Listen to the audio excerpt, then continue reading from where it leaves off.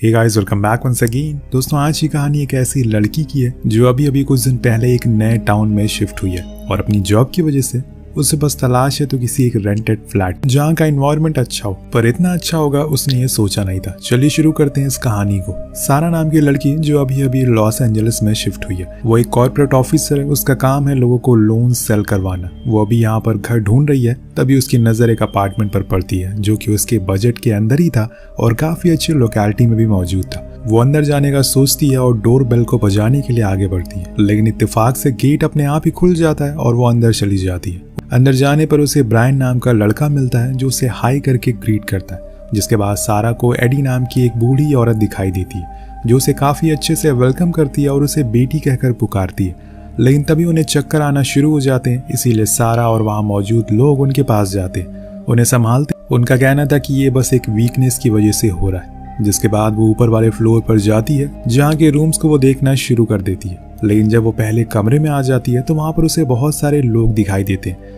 जो उसी की तरह थे, यहाँ पर रूम देखने के लिए आए थे। अब वो इतने लोगों को देखकर हैरान रह जाती है और सोचती है कि ये तो उससे ज्यादा ही पैसे दे रहे होंगे, इसीलिए बेहतर है कि यहाँ से वापस चले जाओ। लेकिन उसे जाते हुए देखकर जेरी नाम का मिडिल एज आदमी उसे रोक लेता है और कहता है कि आप भी फ्लैट देखने के लिए आई थी। तो सारा कहती है कि हाँ, लेकिन शायद अब मेरे लिए यहाँ पर जगह नहीं है। तो वो कहता है कि ऐसा कुछ नहीं है, अभी बहुत जगह बाकी है। जिसके बाद वो सारा को उसकी नीड पूछता है, उसे कैसा फ्लैट चाहिए। वो बताती है कि मुझे 1 रूम सेट चाहिए विद अटैच बाथरूम। वो कहता है कि ठीक है, पर ये सिंपल सा फॉर्म आपको फिल करना होगा। अगर हमें लगेगा कि आप ठीक हो इस फ्लैट के लिए तो हम आपको कांटेक्ट करेंगे। वैसे भी आप दिक्कत मत, हमें आप जैसे लोगों की ही जरूरत है फ्लैट के रेंटल के लिए, क्योंकि यहाँ पर काफी बुरे बुरे लोग भी आते रहते हैं। ये बात सारा को थोड़ी अजीब लगती है, लेकिन वो इग्नोर कर देती है और स्माइल करते हुए उस फॉर्म को भर देती है। अब जेरी उसे आखिरी में बताता है कि इस अपार्टमेंट में किसी भी तरह का पेट अलाउ नहीं है, ज्यादातर लोगों को इस पेट से एलर्जी है। तो सारा कहती है कि उसके पास तो कोई पेट है ही नहीं।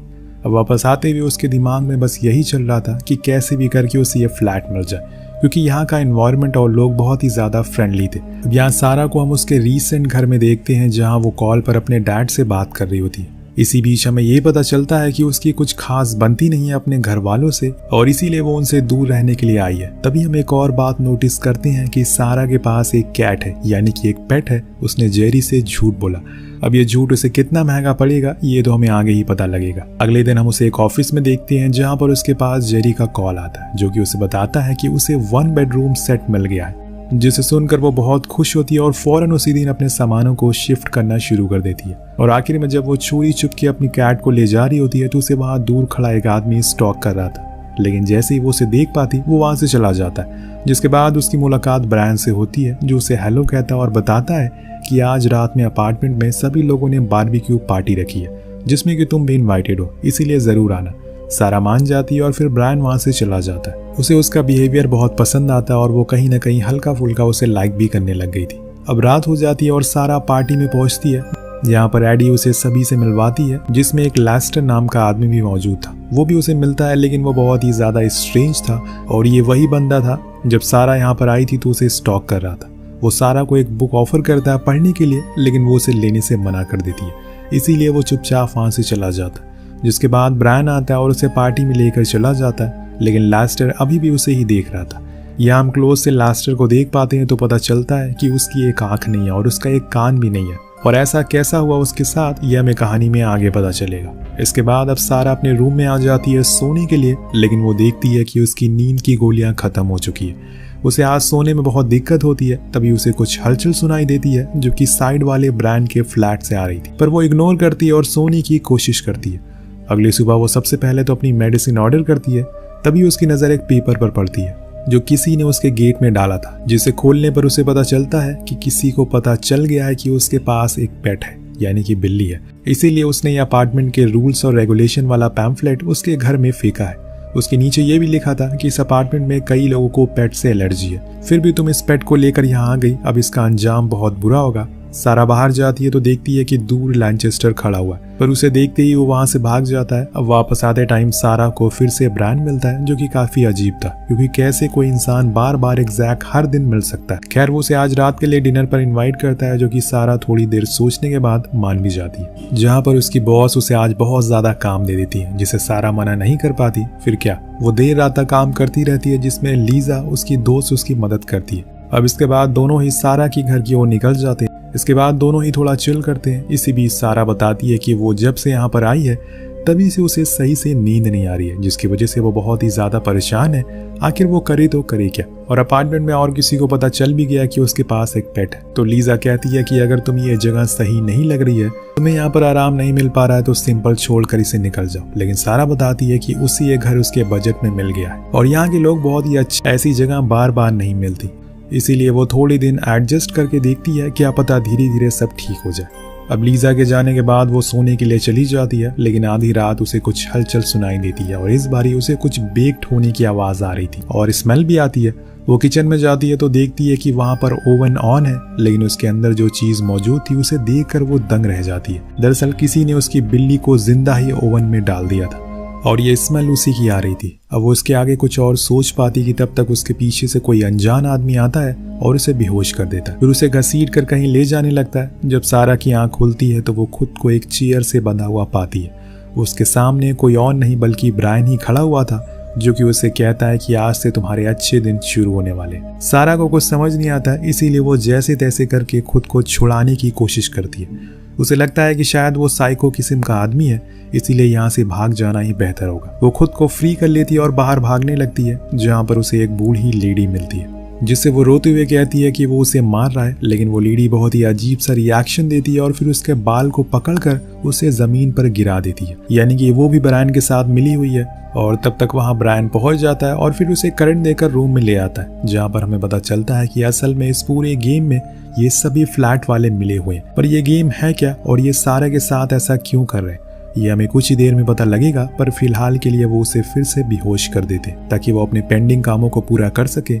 2 दिन बाद जब सारा की आंख खुलती है तो इस बारी वो खुद को एक रूम में पाती है, जिसकी खिड़कियों को ब्लॉक कर दिया गया था ताकि बाहर से कोई देख ना सके अंदर क्या हो रहा है। तभी वहां पर जेरी और ब्रायन आते हैं, जो उसे कहते हैं कि तुम्हें वॉल के साइड में पोजीशन करके खड़ा होना है और तुम वो रेड लाइट देख रही हो ना, जब तक वो जलती रहेगी तब तक तुम्हें ऐसे ही खड़े रहना।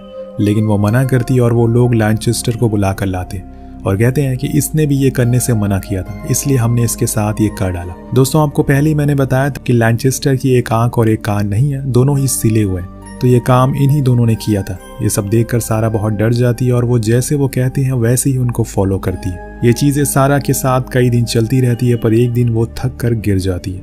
तब उसके पास एडी आती है, वही ओल्ड लेडी जो उसे बेटी कहकर पुकार रही थी। सारा उसे पूछती है कि ये सब क्या हो रहा है, आप लोग मेरे साथ ऐसा क्यों कर रहे हो। तो वो कहती है कि तुम अकेली नहीं हो, ये सभी के साथ हुआ है जो इस अपार्टमेंट में रहने के लिए आए। यहाँ सारा को ये लगने लगता है कि उसके डैड अब उसे बचाने के लिए यहाँ पर आ रहे हैं और इसी चक्कर में वो अपने हाथों से उन कीलों को निकाल लेती है और वहीं बेहोश हो जाती है।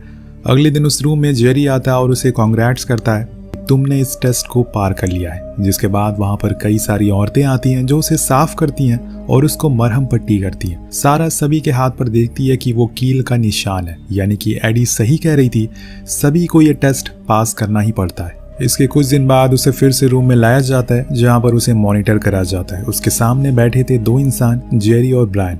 जेरी और ब्रायन उसे बुक देते हुए कहते हैं कि सभी लोग इसे पढ़ते हैं और आज से तुम भी इसे पढ़ना शुरू कर दो। तुम्हें मैं ये भी बता दूं कि इस अपार्टमेंट के लोग एक कम्युनिटी को फॉलो करते हैं, जिसके 4 अहम तत्व हैं, जो कि है सेल्फनेस, अपोनेंस, एक्सेप्टेंस और लास्ट वन सिक्योरिटी।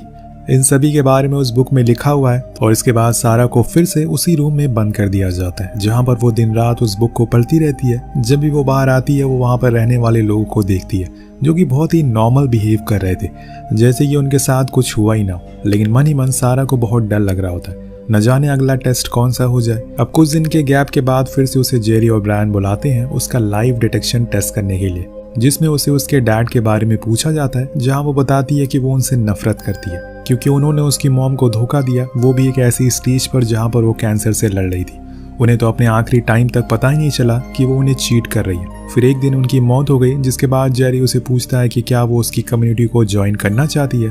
वो कहती है कि उसे अभी थोड़ा और समय चाहिए। तब तक वो समझ सके कि आखिर कैसी ये सारी चीजें काम करती है और क्या क्या उसके लिए जरूरी है या नहीं। अब अगले दिन से सारा उस अपार्टमेंट के सभी लोगों से इंटरेक्ट करना शुरू कर देती है। वो ज्यादा दिन गार्डन में बिताती है, वो सारी टास्क में भी पार्टिसिपेट कर रही थी और हर चीज को बहुत ही बारीकी से देखने की कोशिश करती है। जिसके बाद उसे फिर से बुलाया जाता है पूछने के लिए कि क्या वो कम्युनिटी में शामिल होगी, और इस बारी भी वो वही जवाब देती है कि उसे थोड़ा और समय चाहिए। तो फिर वो लोग उसे एक रूम में शिफ्ट कर देते हैं जहाँ पर उसके ऊपर हर वक्त नजर रखी जा रही थी, और ऐसा हर किसी के साथ होता है। अब कुछ दिन बाद वो ब्रायन के साथ ये बारी अचानक से कंट्रोल रूम में पहुंच जाती है, जहां पर वो देखती है कि सभी के ऊपर कैमरे से नजर रखी जा रही है। तो वो ब्रायन से पूछती है कि ऐसा क्यों किया जा रहा है, वो ये सब किसके ऑर्डर पर कर रहे हैं। लेकिन ब्रायन कहता है कि तुम अपने काम से काम रखो। तभी उसकी नजर एडी के रूम पर पड़ती है, जिसमें हम देख पाते हैं कि वो चल नहीं पा रही है, इसीलिए वो उसके पास फौरन जाती है, उनकी मदद करती है। अब कुछ दिन बाद वहां पर बहुत सारे लोग आ जाते हैं जो उन्हें लास्ट गुड बाय कहते हैं। लेकिन सारा के दिमाग में था कि अभी तो बिल्कुल ठीक है, इनकी इतनी बुरी हालत भी नहीं है, तो फिर ये लोग लास्ट गुड बाय कैसे बोल रहे हैं। तो बेसिकली दोस्तों, इस कम्युनिटी में जब भी लोग बूढ़े हो जाते हैं तो उन्हें ऐसे ही मौत दे दी जाती है।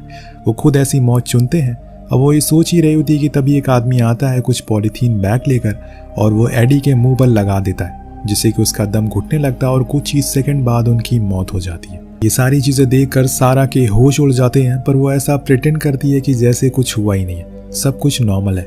इसके कुछ देर बाद उसे फिर से बुलाया जाता है। इस बार सारा कह देती है कि हाँ, मैं तैयार हूँ आपकी कम्युनिटी का हिस्सा बनने के लिए। अब ये सुनकर दोनों बहुत खुश होते हैं और उसे कॉन्ग्रेचुलेट करते हैं, पर सारा के चेहरे से लग रहा था कि कुछ तो वो बड़ा करने वाली है, जो शायद अभी तक कभी भी किसी ने नहीं किया। इसके बाद एक केक लाया जाता है इस खुशी में कि सारा इस कम्युनिटी में शामिल हो गई, और फिर उसके सर पर एक मार्क भी बना दिया जाता है एज ए कम्युनिटी टैग के तौर पर। और फिर उसे लैनचेस्टर के साथ पेयर अप किया जाता है, क्योंकि कुछ ही दिन पहले उसकी वाइफ की मौत हो गई थी, और ये सब सारा चुपचाप सह रही थी। फिर एक दिन उसे पता चलता है कि उसके डैड ने इस घर के बारे में पता लगा लिया, वो उसे मिलने के लिए आए हैं। पर सारा को कहा जाता है कि वो उनसे अब पूरी तरह से रिश्ते को खत्म कर दे, ताकि वो दोबारा से यहाँ ना आ पाए। जब वो अपने डैड को देखती है तो रोना शुरू कर देती है और उन्हें गले से लगा लेती है। वो अपने इमोशन को कंट्रोल नहीं कर पाती, लेकिन ये सब ब्रायन मॉनिटर कर रहा था। वो पीछे से एक रॉड लेकर धीरे धीरे आगे बढ़ रहा था, पर सारा को पता चल जाता है, इसीलिए वो उन्हें बुरा भला कह देती है और उन्हें यहाँ कभी ना आने को कहती है, जिससे कि वो चले जाते हैं और उनकी जान भी बच जाती है। और ये सब सारा ने बस उनकी भलाई के लिए किया था। अब फिर से इस घर के बाहर वैकेंट का बोर्ड लगा दिया जाता है, जिससे कि वहां पर कई सारे लोग फिर से आते हैं उस फ्लैट को देखने के लिए, जिसमें लीजा भी थी। जी हाँ, सारा की दोस्त लीजा। उसे इस घर के बारे में कुछ भी सच्चाई पता नहीं होती, पर जेरी उसे सेलेक्ट कर लेता है और उसे रूम दे दिया जाता है। पर सारा उन लोगों से कहती है कि लीजा बहुत ही अलग है, वो इतनी आसानी से ये सब नहीं मानेगी। तो जेरी कहता है कि तुम भी मान गई ना, वो भी मान जाएगी। धीरे धीरे करके लीजा के साथ भी वही चीजें होना शुरू हो जाती है। लेकिन जब वो लोग उसके साथ वो कील वाला गेम शुरू करते हैं तो लीजा ब्रायन का कान काट लेती है और भागना शुरू कर देती है। तो ब्रायन सारा को बुलाता है और उससे कहता है कि तुम जाकर इसे मनाओ और इसे शामिल करो हमारी कम्युनिटी में। वो अंदर जाती है तो देखती है कि लीजा बहुत ही ज्यादा गुस्से में है। वो उसे सारी सच्चाई बताती है, लेकिन लीजा कहती है कि मैं तुम्हारी तरह ब्रेन वॉश नहीं होंगी, तुम लोगों के साथ जो बुरा भला करते हो वो मैं नहीं करूंगी। ये बोलकर वो वहां से भागने लगती है, लेकिन सारा उसे रोकने की कोशिश करती है, लेकिन वो नहीं रुकती। तभी वहां पर जेरी आ जाता है तो उस पर एक स्क्रू ड्राइवर से वार कर देती है और गेट के बाहर आ जाती है। लेकिन इतने में जेरी उसे शूट कर देता है और वो वहीं मारी जाती है। अब ये देखकर सारा को बहुत ज्यादा गुस्सा आता है, वो पागल हो जाती है और वो जेरी की बंदूक छीन कर उसे ये गोली मार देती है। तभी उसकी नजर उसके सर पर पड़ती है, जहां पर वही सेम मार्क था, यानी कि वो इस कम्युनिटी का हेड नहीं है, उसने ये सब की शुरुआत नहीं की है। अब सारा वहां से भागना शुरू कर देती है, लेकिन अलार्म बज गया था, सभी लोग बाहर आ गए थे। इसी में ब्रायन भी होता है, वो उसे यहाँ से जाने को मना करता है, लेकिन सारा ने तो ये सब जानबूझकर किया था ताकि वो सही समय का इंतजार कर सके, और अब वो समय आ गया है। तभी ब्रायन कहता है कि मैं तुम्हें बताता हूँ कि ये कम्युनिटी असल में जेरी ने नहीं, चार्ल्स नाम के आदमी ने शुरू करी थी, और उसकी 30 साल पहले मौत हो चुकी है। उसने ही वो बुक भी लिखी है और इसी कम्युनिटी को हम लोग आगे बढ़ा रहे हैं। अब सारा को जानना था कि इसके पीछे कौन है, और वो अब जान चुकी है, इसीलिए वो ब्रायन को भी गोली मार देती है और वो गेट की ओर भागने लगती है, लेकिन वो तो लॉक है। लेकिन तभी पीछे से एक आदमी आ जाता है और वो सारा को पकड़ लेता है। लेकिन यहाँ कहानी में एक ट्विस्ट आता है, लैनचेस्टर सारा की बंदूक ले लेता है और उस आदमी को शूट कर देता है। ये देखकर सारा भी दंग रह जाती है, क्योंकि उसने शुरू से ही लैनचेस्टर को एक खराब आदमी समझा था, लेकिन वह ऐसा नहीं था। वो उस गेट को भी खोल देता और सारा को भागने को कहता है, और फिर उस गेट को बंद कर देता है ताकि अंदर वाले बाहर ना जा सके। इसके बाद वो खुद को शूट कर देता है, क्योंकि इसके बाद उसका क्या हाल होने वाला है ये हम सब जानते हैं। अब सारा बाहर आ जाती है, पर रोड पर वो एक अजीब सी चीज नोटिस करती है कि हर प्रॉपर्टी के बाहर एक ही तरह का बोर्ड लगा हुआ है, जैसे उसके अपार्टमेंट में लगा था। यानी कि ये काम हर अपार्टमेंट में हो रहा है, या फिर ये कहें कि पूरी कॉलोनी में यही सब चल रहा है। बस फर्क इतना है कि वहाँ की कम्युनिटीज अलग अलग है, लेकिन इन सभी का हेडक्वार्टर एक ही जगह है, जो कि उसी गली में था। और जैसे ही उन तक खबर पहुंचती है कि एक इंसान भाग रहा है, तो पूरी गली में, पूरी स्ट्रीट में अलार्म बजना शुरू हो जाता है, जिसे सुनकर सारा एक डेविल स्माइल देती है और फिर तेजी से भागना शुरू कर देती है, जिसके साथ इस कहानी का यहीं पर अंत हो जाता है। आगे इस कहानी में क्या हुआ, क्या वो बच पाएगी या नहीं, या फिर उसे आधे रास्ते में ही मार दिया जाएगा, ये हमें आने वाले पार्ट में पता चलेगा। वेल, आपको कहानी कैसी लगी नीचे कमेंट करके जरूर बताएगा। मिलते हैं अगली वीडियो में। Peace out.